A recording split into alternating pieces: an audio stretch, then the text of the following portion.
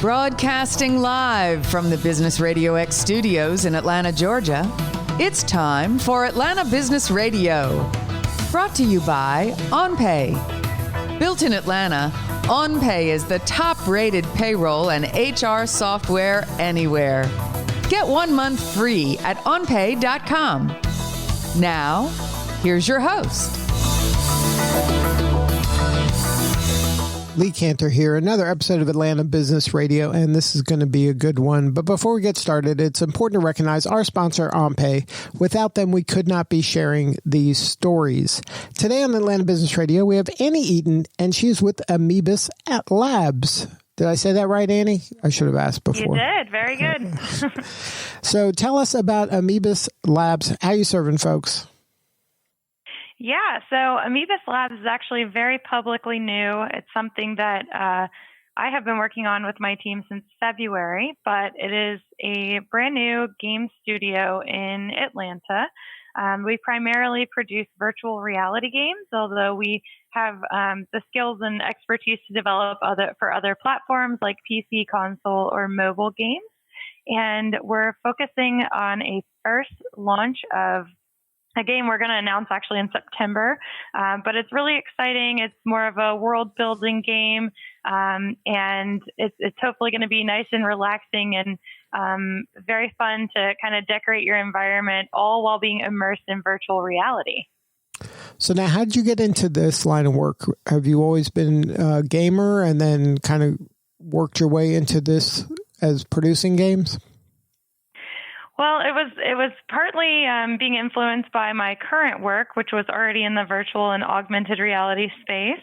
I co-founded a company called Futurist, which is another Atlanta-based company specializing in augmented and virtual reality for businesses. So that company is actually still around.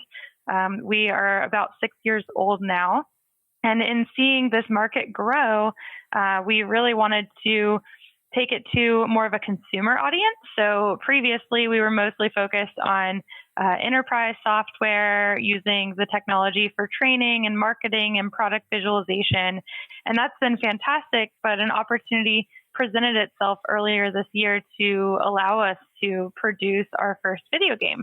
And instead of keeping it under the Futurist name, we decided to actually spin out a game studio that will only focus on gaming.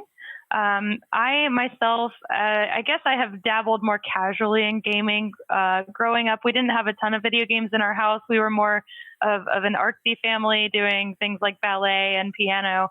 But we got to play some games now and then. I think I was telling my coworkers the first game that my sister and I were really obsessed with was actually Chex Quest, which came in a cereal box and we could play it on our computer. And it's now made a resurgence. So I saw a new advertisement for Chex Quest HD in the grocery store the other day. But many members of my team actually have backgrounds in video game development, their degrees and their careers prior to working for me. So it was a perfect fit to kind of take this technology that we know and love, augmented and virtual reality, and blend that with our creativity and the drive to create something to share with the world. So now, when you're making kind of that shift from, it's kind of a B2B to a B2C, was that kind of difficult for you? Yes, that was challenging, and it's also a little bit scary because it's a world that I am less familiar with. Definitely leveraging a lot of knowledge and mentorship from other industry professionals, especially in gaming, because it can be such a fast-paced and also sometimes brutal industry. You either have a hit or sometimes it's a flop, but it's kind of hard to be in that in-between space.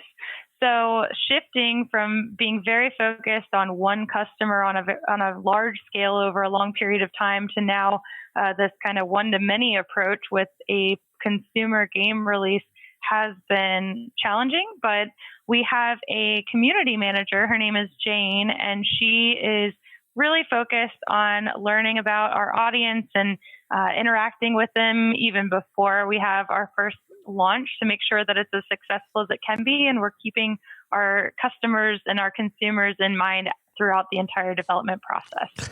Now, how do you kind of start? Like, do you have a concept of, okay, it's going to be this kind of a game? And then do you start kind of getting people involved so they can have opinions, or do you have a vision that you got to get it kind of built out somewhat so they can kind of really be in it in order to know if they like it or not? Yeah, it's kind of a combination of both. It's interesting, especially with the fact that we have all been working remotely for the past few months. I was actually stopping in the office to grab something, and I went in our conference room, and the notes on the whiteboard from, I think it was March 5th, which is the last day I was in the office as a full-time team was in the office. All the notes from our meeting that day were coming up with game concepts. So I was looking at it because, it's been a few months and I kind of forgot where it all started, but it was pretty much the whole team coming together, throwing out ideas, thinking about what could work. And one of the things we're trying to do is make really fun, engaging games, immersive games that are not violent, because there are a lot of shooting games and more violent games out on the market, and we wanted to fill a different niche. And just thinking about all of the different concepts we could create. After that point, we actually took, I guess, the top 10, and each team member did a little mini pitch. It was very quick. Each person got to really pick their favorite and pitch it as if, you think of like a startup pitch competition, but on a much smaller scale since it was just a concept. And they pitched them to me. And then we ended up kind of voting as a team. I know a lot of companies really rely on the producer or the investors to make that decision, but we've always been very collaborative. So we really decided as a team which two were the top concepts. And then we drilled down even further on that by splitting into groups and really refining those concepts, and then again presenting them to the group. And then we ended on one concept, and that was probably in, I guess, April. And then from there, it's been a constant evolution. But after that point, we've been able to start to put together these groups of the ideal personas who would be playing our game.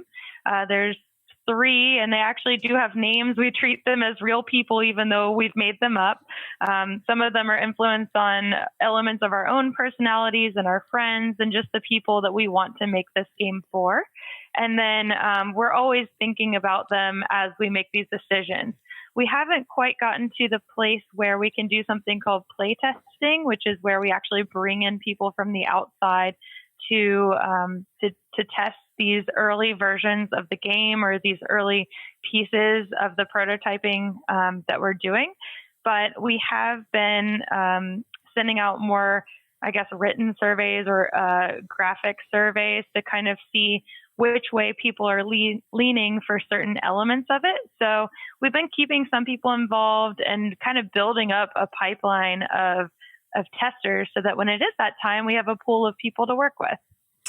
So now having, conceptualized it, I guess, in person, but now when you're actually doing the work of it and that's all happened virtually, has that brought about some challenges or maybe even some opportunities that have come out of that maybe we wouldn't have if you were all together all the time? Yeah, I'd say definitely challenges and opportunities. First, on the challenges side was that we were not all equipped with the hardware we needed to be 100% remote. So from a computer and software standpoint, we totally were. But when you think about the fact that now every single person in my office has to have their own virtual reality set up at home, that was a little bit of a challenge up front. We had been very safely and sanitarily sharing headsets here in the office. There are some really great aftermarket products specific to sanitizing headsets. So we've been using those for years so that we could share in the office, but now it's making a several $1,000 purchase of new headsets to send one out to every employee's home. That was one of the, I guess, harder challenges, not just the financial aspect of it, but the fact that because everyone is now isolated and has to stay at home, virtual reality headset sales were actually on the rise. So where, we may not have had a problem sourcing this many headsets in a week last year, Currently, to get the headset we're developing for, which is called the Oculus Quest, we have to order them one at a time, and we would have to wait between 2 to 4 weeks for one of them to arrive.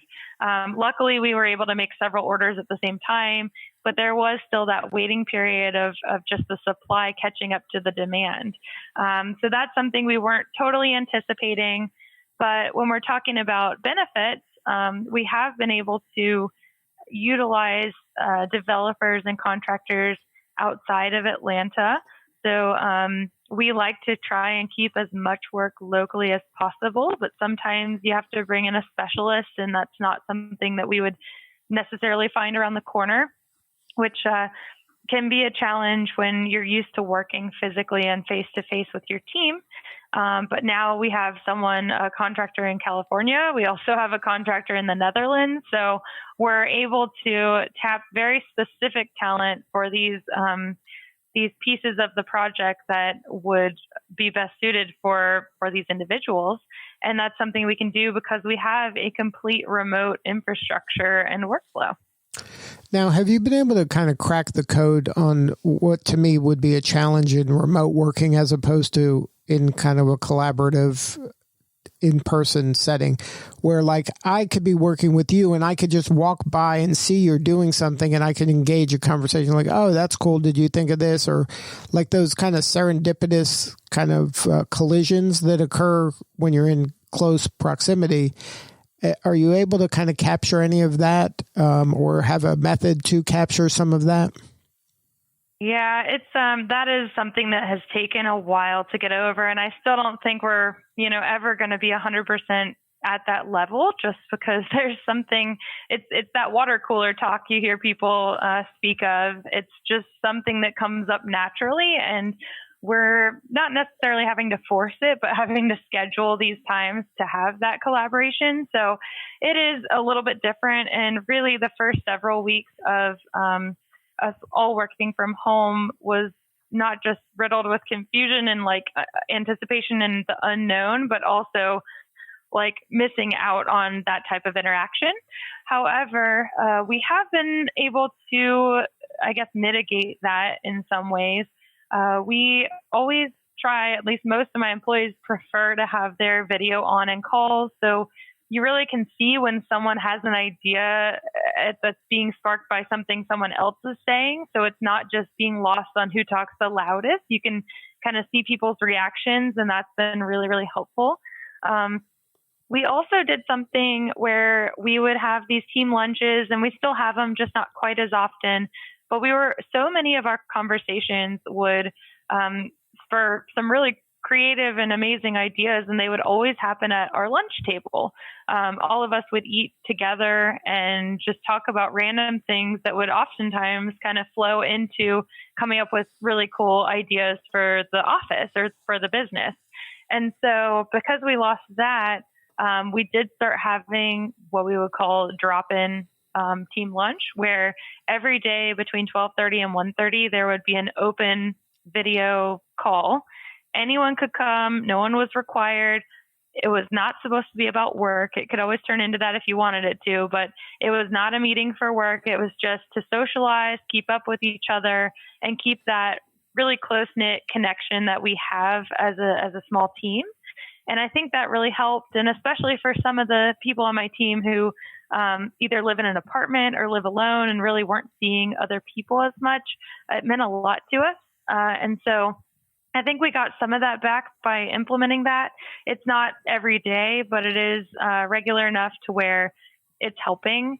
And then we're very, very active on our chat platform. We do use Microsoft Teams. I know everyone has their preference, but that's been really helpful. And we have different group chats, and we're typing back and forth to each other. And so if something comes to your brain or you need help, you can get instant access to everyone else's collective brain. So that's been really helpful too.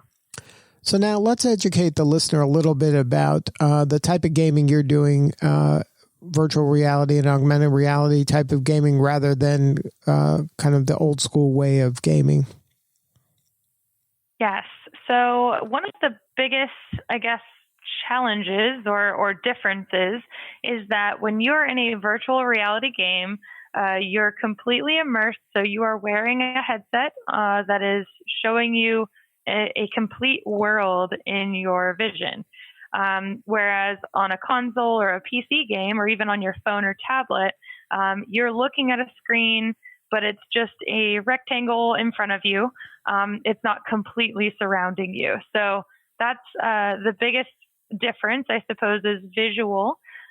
You also can interact with things with your hands. So when you think of gaming, you might think of a controller like an Xbox controller, but this is actually using hand controllers to where you can kind of move your index finger to pick up an item as if you're pulling a trigger, or you can actually surround your hands or bring your hands around the controller and squeeze to be like grabbing something. So with that, it gives you more of a realistic feeling of interacting with the objects in the game. So you are now a part of the environment. You are interacting with every single part of it.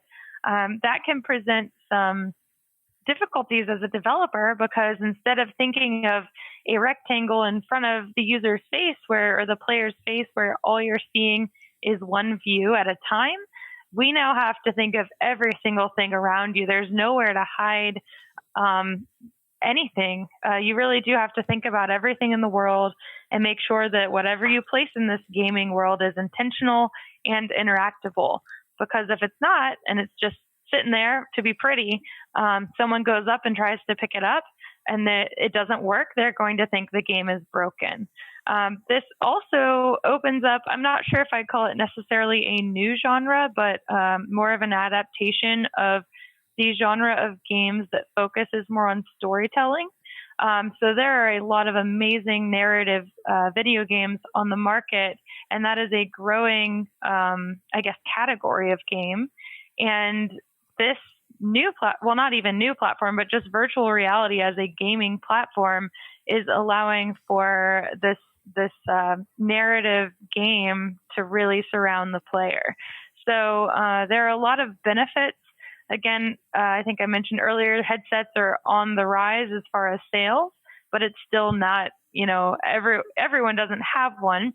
It's growing quickly, but it's not, as many people as have a PlayStation or an Xbox.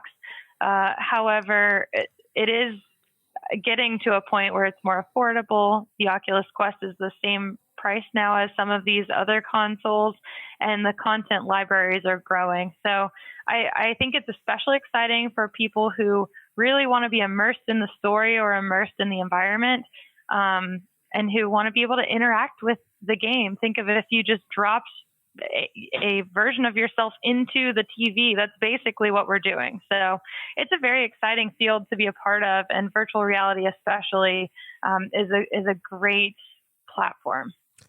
Now, what's the breakdown of how many people are using currently like virtual reality gaming as compared to the whole big pie of gaming? Yes.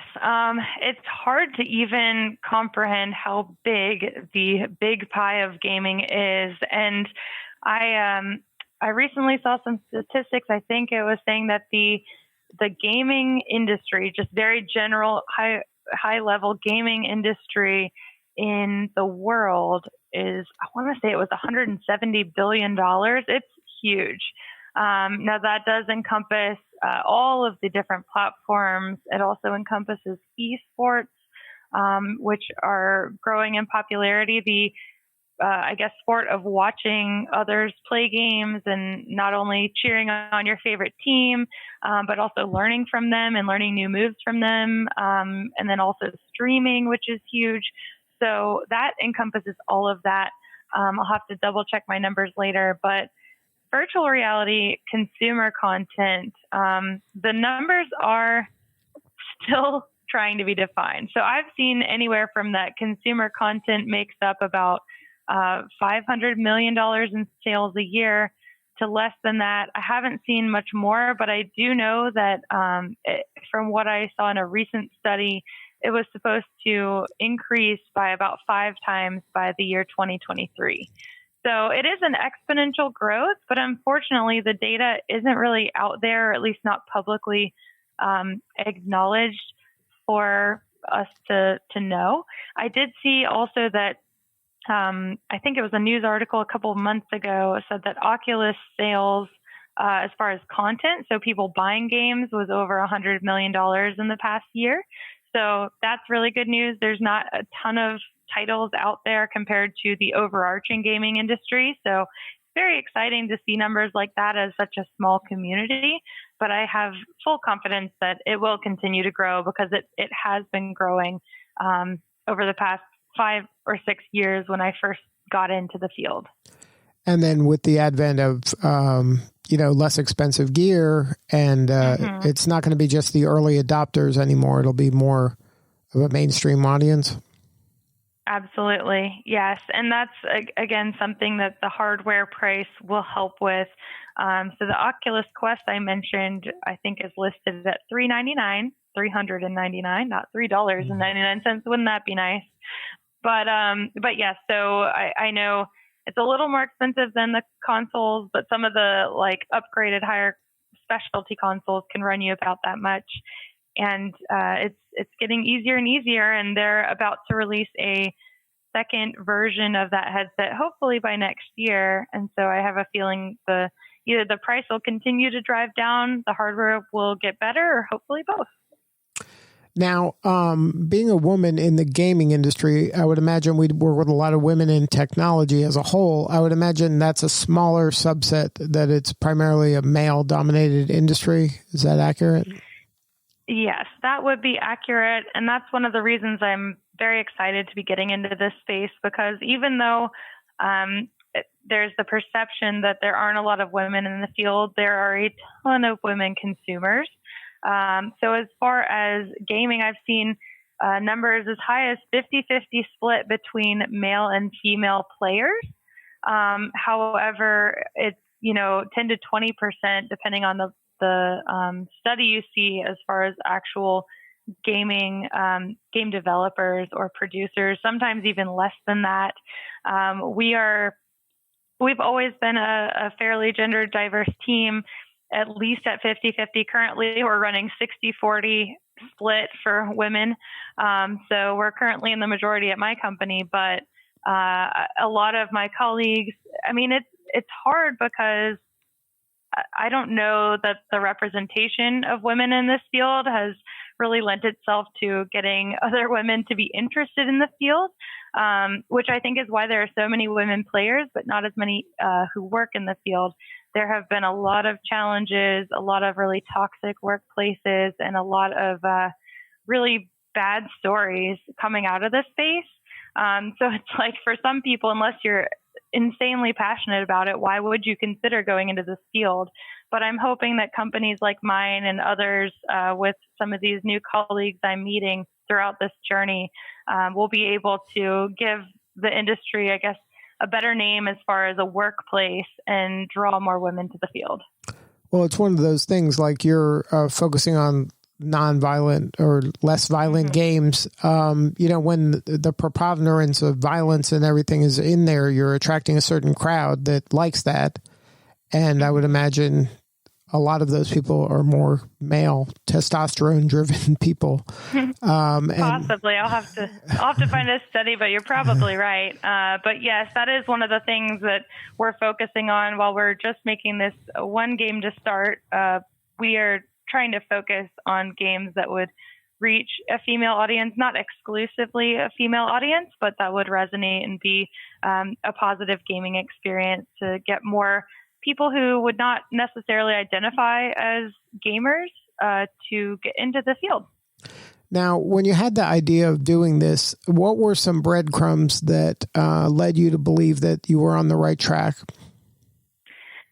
Yeah, I think it's kind of been a little voice, not inside of my head, but kind of all around me with my team. And I've always tried to listen to them and value their opinions. And so many of them have backgrounds either as video game developers or are just very passionate about gaming. And when you constantly see this industry growing and growing as a business owner, you can't ignore it, or if you do, you're not really thinking straight. So part of it was just, being in the right place at the right time with the right opportunity.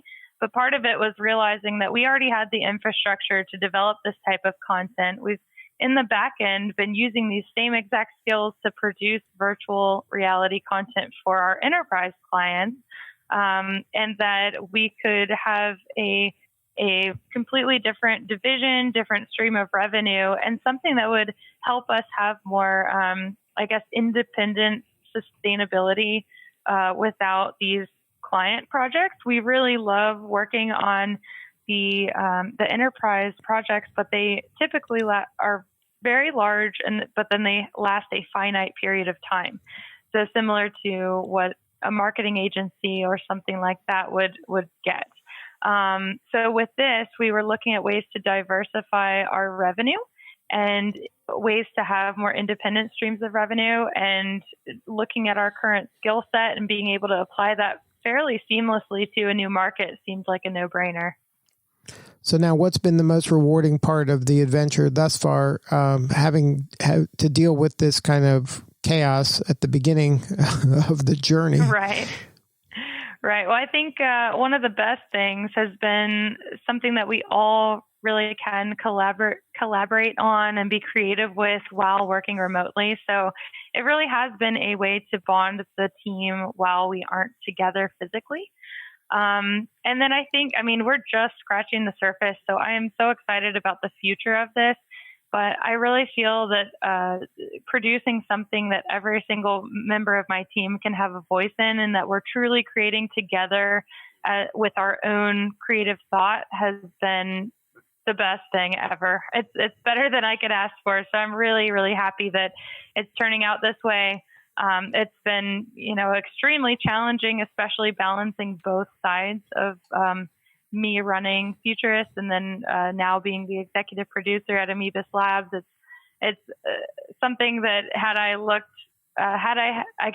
had time travel machine and looked forward to what it was going to be, I might have thought twice, but I'm glad I didn't. I'm glad I jumped into it, and I'm so excited to be on this very exciting new journey.